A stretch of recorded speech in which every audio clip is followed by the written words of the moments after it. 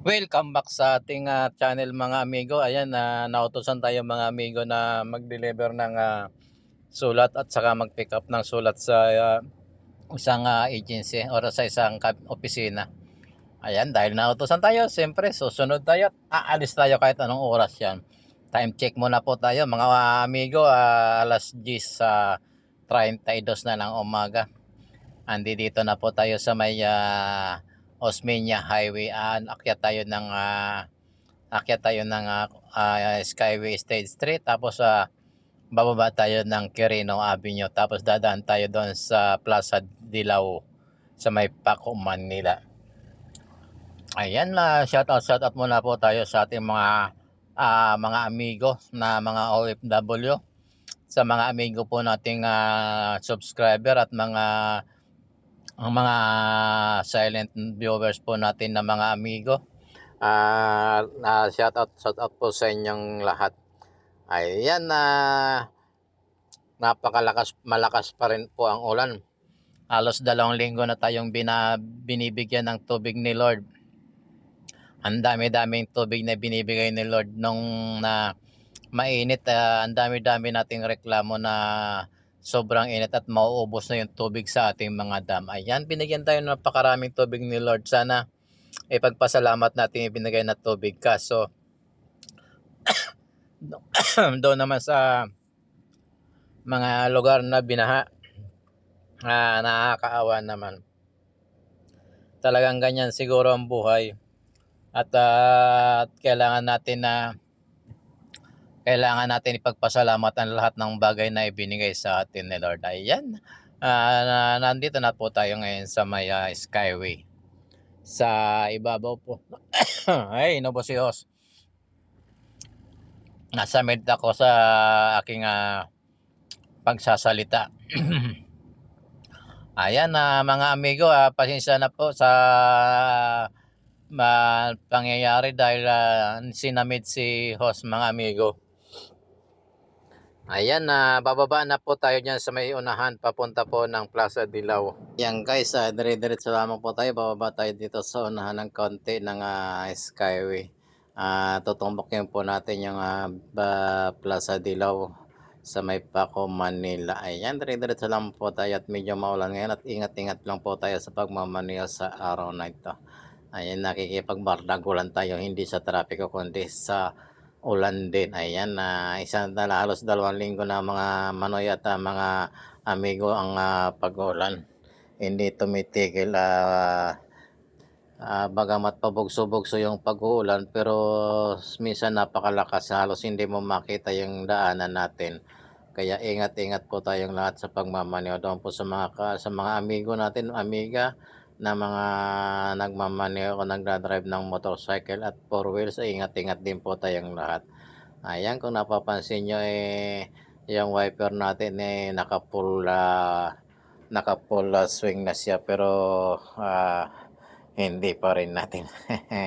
Ayan, pangalawang toll gate na po ito at palabas na po tayo ng Skyway. Ayan, susunod po na stoplight nito ay ang Pedro Hill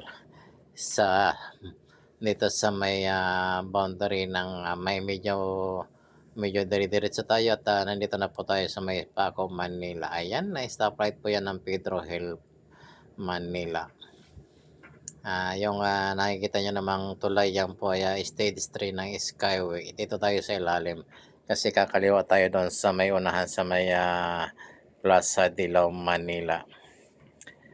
Pupunta nga po pala tayo sa may Intramuros, Manila upang mag-deliver ng document na nautosan po tayo sa opisina para mag-deliver nitong mga dokumento na to. At meron din tayong pipick upin doon sa kabila. Baka second part na ng video natin yan. Ayan, tuloy-tuloy naman po tayo at mega love shoutout po kay ate na nagpapaulan diyan, no? At doon sa ating mga kaibigan, mga traffic enforcer ng Manila Traffic Bureau. Ayan, NTPB yan. Ayan. Shoutout po sa inyong lahat at ingat-ingat po tayo sa pagmamaneho natin. Ayan, nagsisiksikan at nagsisiksikan sila dito sa kaliwa samantalang pwede naman dumaan dito sa medyo kabila ng konti. Kakanan lang tayo ng konti rito at dire-diretso lamang. Wag po tayo dumaan sa pinakang gitna ng ayan, ayan tingnan niyo kung napapansin niyo, eh, nagsisiksikan po sila riyan sa may kabila. Ayan, pati mga heavy truck na yung malalaking container van, andiyan din po sila nagsiksikan. Dito lang tayo, wag na tayong kumanan pa kasi maraming nakaabang doon sa unahan. Kasi, pwede po dito basta kakaliwa kayo doon sa unahan, may Plaza Dilaw. Pwede po kayo dumiretso rito. Ayan, tuloy-tuloy lamang po at maraming salamat po sa inyong lahat. At mega love shoutout din po sa mga kaibigan natin, sa mga amigo at amiga natin sa ibang bansa. Sa mga amiga natin, mga subscriber, maraming salamat po at sa mga amigo po natin. Ayan, medyo malayo-layo din yung ating pupuntahan. Ang estimate ko nito mga 7 kilometers po galing sa opisina ito. 6 or 7 kilometers. Ayan, nandito na po tayo sa may Plaza Dilaw. Pero wala namang kulay dilaw dito. Ha ha ha. Ayan. Hindi po siya, kung tawagin lamang po siya ay Plaza Dilaw. Kasi yan po ang lugar yata. Hindi ko alam kung anong istorya niya, kung anong kwento ng Plaza Dilaw na yan. Basta makikiraan na lang po tayo. Huwag na makialam doon sa pangalan kung ano man yan. Ayan, ang lalakas ng bagsak ng tubig. Ayan, tuloy lang po tayo at kita niyo kung napapansin niyo mayroon pa kanan diyan pero tayo didiretso lamang po tayo. Susundan natin yung jeep na yan na dumiretso. Ayan, medyo may tubig na konti dito sa tatawiran natin. Ayan, dito na tayo sa mga looban dadaan kasi kapag dumaan tayo dito ng top, medyo matraffic po doon at baka baha sa area na yan. Kaya dito tayo magtatago sa mga looban na ito.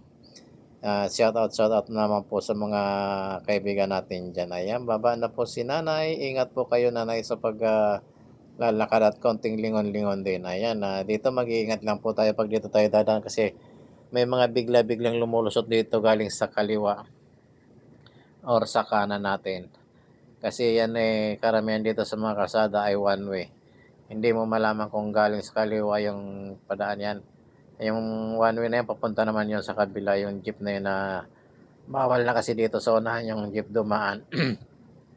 Kaya kailangan nilang kumaliwa doon. Ayan, dire-diretso po tayo dyan sa may Union Street. Tapos kakanan tayo dyan. Ayan, sa unahan na konti. Yung Union Street. Ayan, Union Street na po yan. Kakanan na po tayo rito. Tapos sa dulo po, deadly end naman po yun. Kakaliwa na po tayo. Tapos dire-diretso na po tayo hanggang doon sa may Shell. Pagdating na may Shell, mayroon po doon kanan naman tayo, papunta tayo ng Paco Park. Ayan, dito ingat-ingat po tayo dito sa area na to kasi minsan mabibilis yung mga sasakyan. Two-way na po ito. Medyo malaki-laking kalsada kaya tawagin ito ay main road. Ayan, nasa main road na po tayo. Papunta po tayo ng Paco Park. Dahil doon tayo dadaan at tapos diretso na po tayo. Dito po kasi yung mga dumadaan na papunta Santa Ana. Santa Ana, mga biyahe na jeep Santa Ana po, Santa Ana, Maynila. At galing po sila ng Top Avenue. Ayan, at nakaharang po tayo dito, nakaharang po yung taxi. Yung kotse na pula, sorry. Medyo namamaos si host sa kada daldal mag-isa rito. At talagang ganyan ang buhay ng isang vlogger. Ayan, medyo malayo-layo pa tayo ng konti kasi hindi naman masyadong matraffic dito sa area na to. Pag may pasok lamang po kasi itong dinadaanan natin sa kanan ay eskwelahan po ito. Kapag may pasok lamang po, saka lang po nagkakaroon ng build up ng traffico dito. High school ito at saka elementary na eskwelahan sa Paco, Manila. Ayan, tuloy-tuloy lamang po at malapit na po tayong kumanan dyan sa unahan ng konti. At pagdating po natin, yung makikita nyo yung Shell po yan ay nasa bandang kaliwa. At yung dadaanan natin ay medyo nasa bandang kanan naman.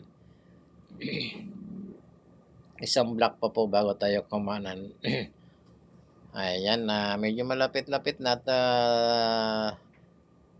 talagang ganyan, ingat-ingat lang po tayo. Ayan, maraming salamat po sa inyong lahat, sa ating mga kaibigang OFW, mga bossing natin diyan, mga bossing nating OFW at mga silent viewers po. Maraming salamat po sa inyo mga amigo at amiga. Mag-iingat po tayong lahat. Bye-bye po. Love you all. God bless po sa inyong lahat. I love you all.